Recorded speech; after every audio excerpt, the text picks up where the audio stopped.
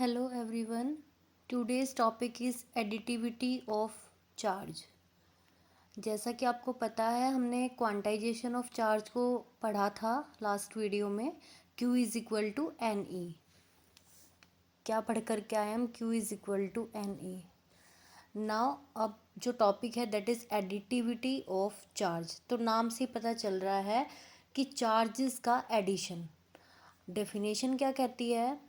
It is the property by virtue of which total charge of a system is obtained simply by adding all the charges present anywhere.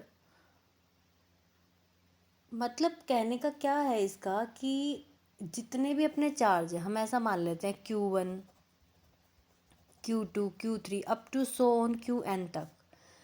तो जो अपना total charge होगा system पे Q, वो बराबर किसके होगा?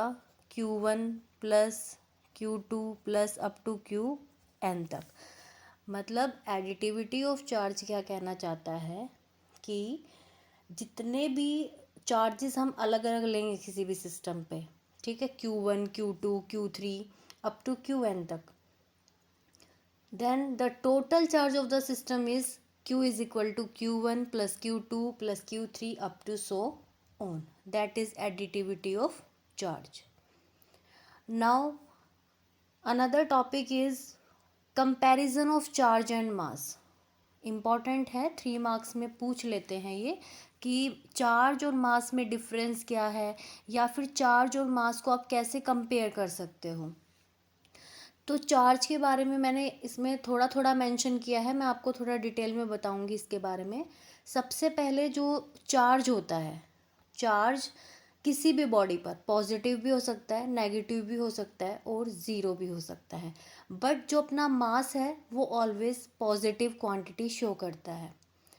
उसके बाद जो चार्ज का फैक्टर है, जो चार्ज है वो वेलोसिटी पर डिपेंड नहीं करता.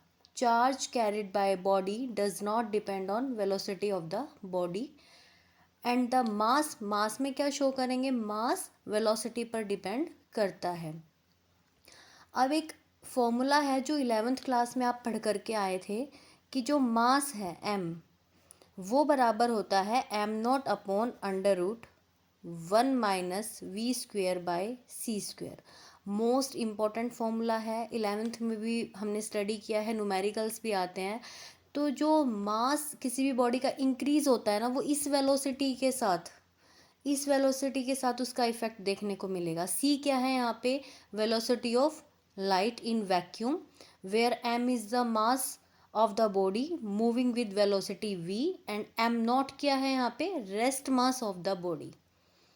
ओके, नेक्स्ट कंपैरिजन में हम इसको बता सकते हैं चार्ज जो है वो क्वांटाइज्ड होता है, कंजर्व होता है, और जो मास है हमारा वो कंजर्व नहीं होता है. नेक्स्ट जो डिफरेंस है वो हम इनकी एसआई यूनिट को, इसमें मेंशन नहीं हुआ है, यूनिट्स को लेकर के कर सकते हैं कि जो चार्ज है उसकी एसआई यूनिट 1 कूलम होती है, जबकि मास तो क्या है? एक फंडामेंटल यूनिट है. उसके बाद हम इनको एक्सेलरेशन की फॉर्म में भी इनका डिफरेंस शो कर सकते हैं. An accelerated charge emit always radiations, but in case of mass it emits no radiations. और एक लास्ट वन डिफरेंस इनका अभी मैंने प्रॉपर तरीके से लिखा नहीं है, पर मैं आपको एक्सप्लेन करना चाह रही हूँ. जो एक डिफरेंस लास्ट मेरे माइंड में आ रहा है वो ये है, चार्ज में क्या है? फोर्स से रिलेटेड है. Force between charge can be attractive और repulsive according as charge are unlike और लाइक, ठीक है, whatever. Then in case of mass, the gravitational force between two masses is always attractive. And these all points are the comparison between charge and mass. Exam में difference भी पूछ सकते हैं, comparison भी पूछ सकते हैं, 3 मार्क्स में पूछते हैं ये. तो 2 टॉपिक कवर किए हैं, एडिटिविटी ऑफ चार्ज और comparison charge and mass. Thank you.